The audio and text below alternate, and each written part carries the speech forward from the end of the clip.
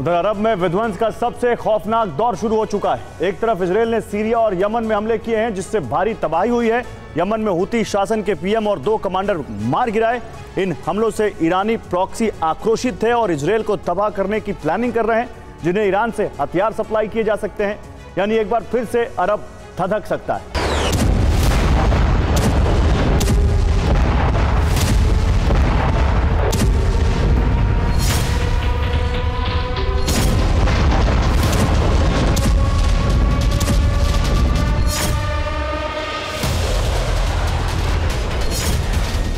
इतना विध्वंस यमन में इससे पहले नहीं हुआ।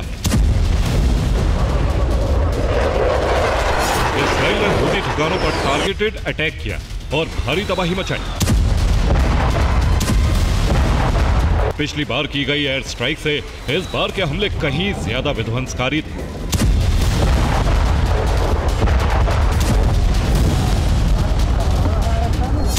इन हमलों में यमन को बड़ा नुकसान हुआ। इजराइल के हमले इतने विध्वंसक थे जिसमें यमन में हूती शासन के प्रधानमंत्री अहमद अल रहावी मारे गए। उनके अलावा हूती के रक्षा मंत्री मोहम्मद अल अतीफी की भी इस हमले में मौत हो गई। साथ ही चीफ ऑफ स्टाफ मोहम्मद अल घमारी भी एयर स्ट्राइक में मारे गए। इनके अलावा हूती के कई कमांडर भी मारे गए। दरअसल इजराइल ने हूती के उस ठिकाने पर हमला किया था जहां कई टॉप कमांडर और हूती लड़ाके इकट्ठा हुए थे।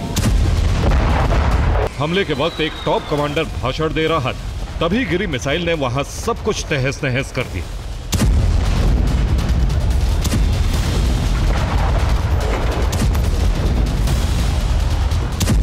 इजराइल ने यह हमला दमिश्क के पास किया था। इसके अलावा अल हुदैदा पोर्ट पर भी बम बरसाए गए।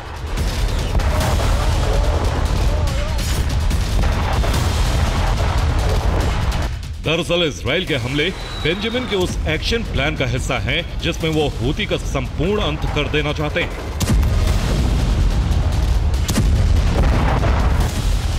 यही वजह है पिछले 72 घंटे से हमले किए जा रहे हैं, जबकि इससे पहले हूती ने भी इजराइल को दहलाया था। बेन गुरियन एयरपोर्ट पर हमले किए थे, साथ ही कई पोर्ट सिटी को भी निशाना बनाया। इसके जवाब में इजराइल ने हूती के घर में घुसकर वार किया, जिसमें हूती के प्राइम मिनिस्टर और कमांडर इन चीफ भी मारे।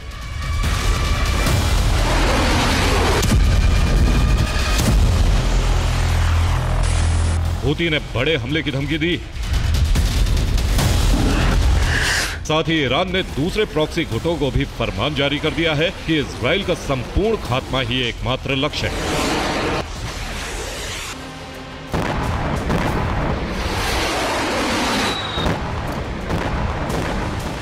इजराइल पर 3 फ्रंट से हमले किए जा रहे हैं। पहले फ्रंट से हमास के लड़ाके आईडीएफ सैनिकों पर हमले कर रहे हैं।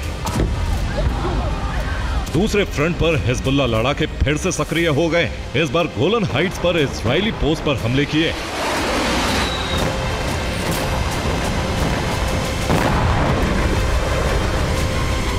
जबकि तीसरे फ्रंट पर हूती आक्रामक है।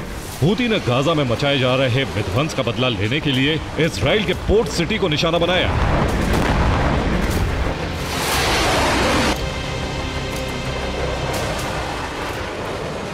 इससे बौखलाए इजराइल ने एयर स्ट्राइक की, जिसमें यमन में हूती ठिकानों को बड़ा नुकसान हुआ। कई टॉप कमांडर्स मारे गए।